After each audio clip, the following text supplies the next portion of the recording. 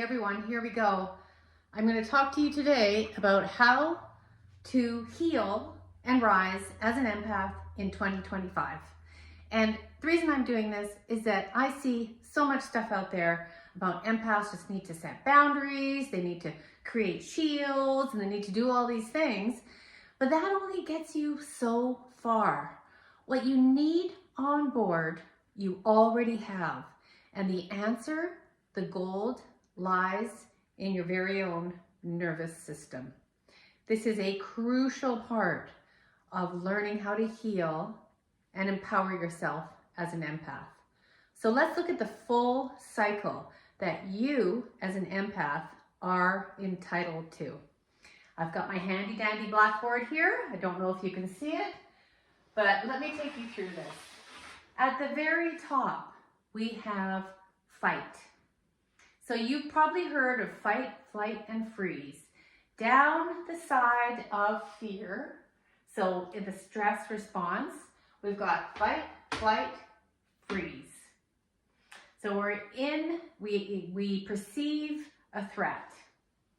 Then we have fawn, which we probably all know really well is people pleasing, which is also part of the stress response on the fear side of the nervous system, because it's an automatic reaction to keep the peace, to make everybody happy, to give everybody what they need so that we can be happy, right? Because it's uncomfortable sometimes living as an empath. Then, if we're in this cycle too long, we move down into flop or collapse. And that's where I usually end up picking up empaths when they're burnt out, they've got a ton of chronic pain, they're anxious, or they've burned out, right? So that's the flop collapse. I give up, I'm helpless. It's a really natural part of the cycle. You know, when a prey is being chased on the African Sahara, when they realize that none of those other things are going to work, their best chance of survival is to flop, to collapse, to play dead. They're basically look dead, but they're alive. That's not what I want for you. So after that, we start resting and we start healing and we start doing all the things we're supposed to do when we're burned out, looking after ourselves, self-care. All that is great. And we create boundaries and our world gets small. And that's where we need to contract before we expand. The problem I see a lot of the time is that we stop right there. We think, I'm safe. I'm safe in my little cocoon. I'll be okay right here as long as I don't have to go to the mall, as long as that person doesn't call me, or as long as I, don't get a full night's, as long as I get a full night's sleep. But it's precarious because life doesn't tend to allow you to stay there forever. So after we rest, the next step up, this is the side, not of fear, but now we're starting to move into creativity, to love, to life. We move up to restore. We start to restore ourselves. We start to restore balance. And that might mean nutrition, getting outside, being a little more active, really starting to regulate and breathe with our nervous system. You know, we might be starting to feel a little bit more active. But what happens? You probably can't read that, but it says express, move, shake, and we start to have to discharge all of that fearful emotional energy that's still stuck in our body in the fright, the freeze, the fawn, and the flop. So when an animal gets up from being frozen or into after they've flopped, collapsed, playing dead, they don't just rest and walk away. They get up, they shake, shake, shake, shake, shake, shake, shake, shake, shake, shake, shake, shake, and then they move on and they never think about that again, as far as I know. They don't have a problem going back into that field.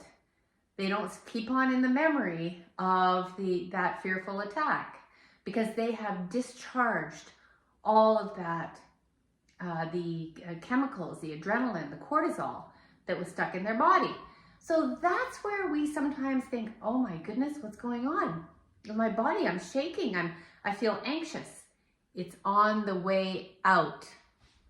Keep going, because after it's out, then we really start moving into healthy life energy of desire. What do I want now? Now that I have the capacity to look around me, what is it that I'm choosing for my life now? Sometimes there's big decisions. Sometimes there's huge creativity. Sometimes people take up painting or writing or making videos like this. So the desire starts to come back. That's been so shut down. And the very last part that I want to take you to is also a fight response, but it's a healthy fight response.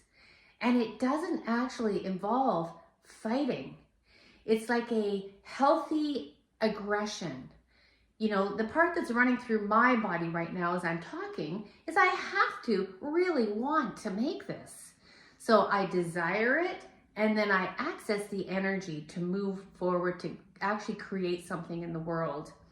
That's where I want to take empaths to, all the way around the circle into the healthy fight. So we need that fight energy to create. We need it to birth anything new. And it's the same energy as if you're giving birth. I don't know if any of you have had children, but at the end, that push energy, it's a push energy, but it's for something beautiful that has meaning. And that is the energy that's going to create worlds. That's the energy that will create your world. So when you're thinking about healing as an empath, think about where you are in this cycle of your own nervous system and which part of it you are ready to reclaim, because you have access to it all. And guess what's in the middle of it all? You as the quantum empath. And that is where you take your super abilities of being able to feel into the world, of being able to access incredible levels of intuition. That is what is the result of moving around the whole nervous system cycle, is the intuitive self starts to emerge. That's a beautiful process.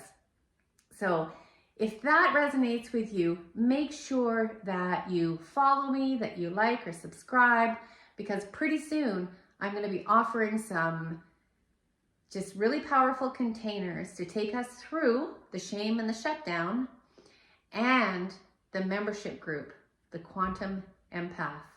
And we're going to gather, we're going to heal, we're going to restore all the way around, and we're going to rise.